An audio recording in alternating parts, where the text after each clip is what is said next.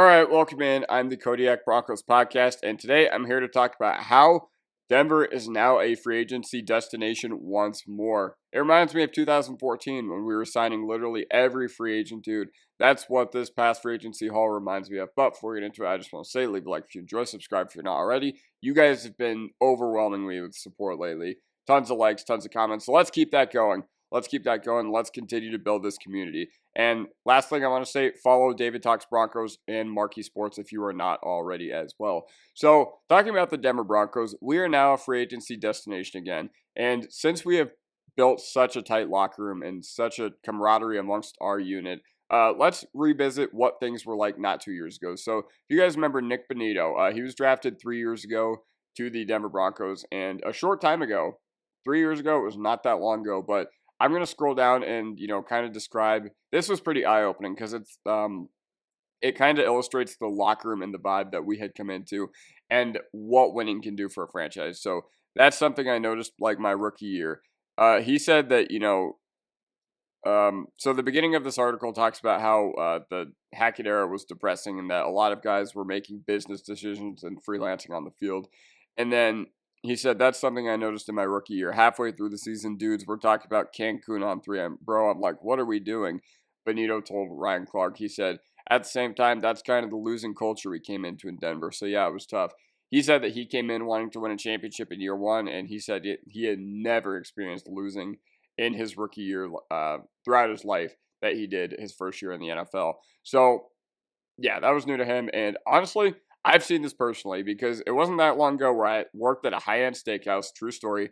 High-end steakhouse. The Broncos came in after the loss to Tennessee in 2022, and they were literally screaming at the TV. The defense came in, and the defense was screaming at the TV during a Russ press conference after they were watching Sunday Night Football, and Sunday Night Football cut away to local media. But here are some things that I want to talk about real quick. So the 49ers, it could have been so easy for Greenlaw to go back to San Francisco, even though he had already agreed something. And I know that, you don't want to do this. You don't want to be a dick.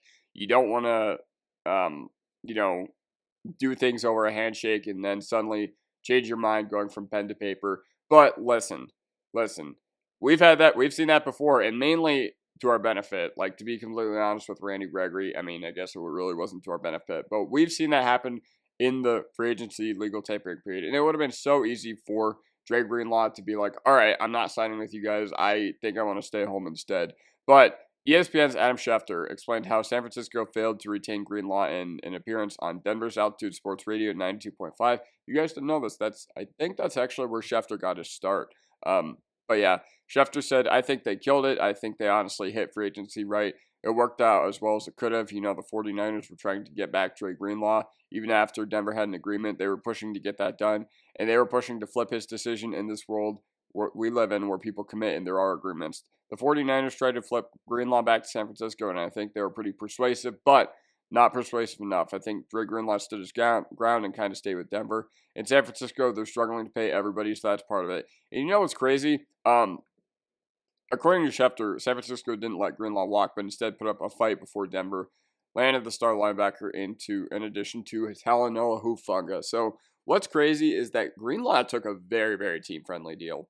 And I don't think Greenlaw would have done that had he, had he not seen how promising we were as a franchise, had he not seen the brand new practice facility we're going to build, had he not, talked to Super Bowl winning head coach Sean Payton, had he not seen that we had a franchise quarterback in Bo Nix. Because to be completely honest, the days of the Jaguars tax for the Denver Broncos, it's over. It's over. We don't have to pay, scrubs market value contracts anymore just so they want to come to our team. We have so much going for us. And to be completely honest, I think DJ Jones is a big part of that as well.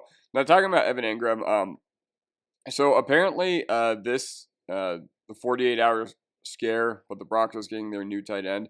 So apparently the Broncos and the Chargers were about the same. They had about the same offer, but Evan Engram chose the Broncos. So he had a really long visit on that Monday of free agency, and the 2024 season ended halfway through because of a torn labrum. But I remember he left the Broncos facility with no deal in place. So apparently what had happened was the Chargers offered him a deal, and then that Tuesday, after he left the facility, the Broncos upped their offer. And, assuming similar offers, pretty much exactly the same offers, Evan Engram chose the Denver Broncos. So once again, after Agent McCartney talked to interested teams over the weekend, it was decided that Engram would give the Broncos the first chance to sign him.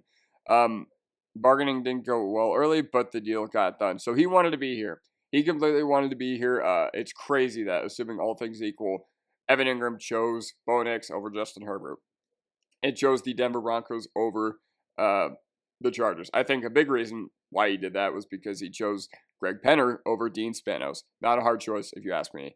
So this is another article where, you see Bo Nix at the Avs game next to his wife, and then Go Julia and Frank Crum right there. But what had happened was Talanoa Hufanga and Trent Sherfield actually were pushed by their old teams to get deals done as well. So sources have told 9 News that after reports of an agreement surfaced between the safety Hufanga and the Broncos on a 3-year deal, the New York Jets swooped in to make an after-the-bell pitch of sorts to Hufanga with a sweetened offer. So Darren Moogie, our guy, tried to screw us over here. Now, I'm kind of kidding. He didn't really mean to screw us over here in a sense, but he was going to go after Hufanga, and to be completely honest, it says that the 49ers made a strong pitch to bring Greenlaw back, and the Vikings did the same for our guy, Trent Sherfield, and the 49ers and Vikings were at an advantage because they could communicate with the player, whereas other teams could not until the legal tampering period opened. But, Sean Payton understands all's fair in free agency. The Broncos tight end Adam Troutman, Will Lutz, and inside linebacker Justin Strnad had deals in place with other teams, only for Payton to drop in at the final hour to lure them back. Lutz's deal with Jacksonville and Strnad's with Carolina were widely reported as agreed upon before Payton stepped in to alter their course. Then there was Evan Engram. After some big years as a tight end with the New York Giants and Jacksonville Jaguars, he became a Bronco instead. And once again, it must say something about the Broncos that Engram picked them over the Chargers, and that Hufanga, Greenlaw, and Sherfield didn't jump their commitments to Denver, and that Lutz and Strnad also changed their minds about playing for other teams last year to play for Denver. And once again, perhaps the growing sense around the league is that the Broncos, who reached the playoffs for the first time in 9 years, are a destination once more. So I just want to talk about this real quick. One of the leaders in the locker room is our guy DJ Jones, and it would be surprising if he wasn't part of the recruitment to get Greenlaw and Hufanga on the Denver Broncos, because I think he played with Hufanga his rookie year and then Greenlaw for 3 years prior. I think Greenlaw and Jones were actually in the same draft class, if I'm not mistaken. Actually, no. DJ Jones was 2017. Greenlaw was 2019. But DJ Jones said we're getting some game changers. We've already got some game changers. We've got Zach Allen. We've got Patrick Surtain. And obviously, we have more guys like Nick Benito and some other guys that played very, very well last year.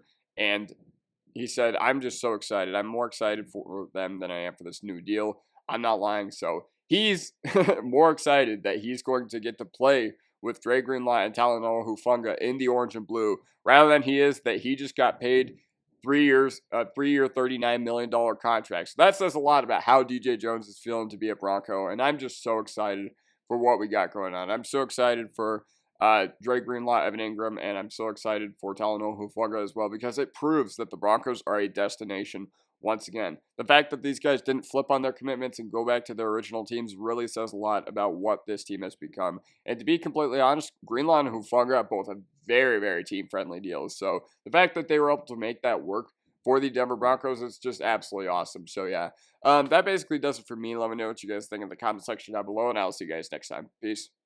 Bye. Salute.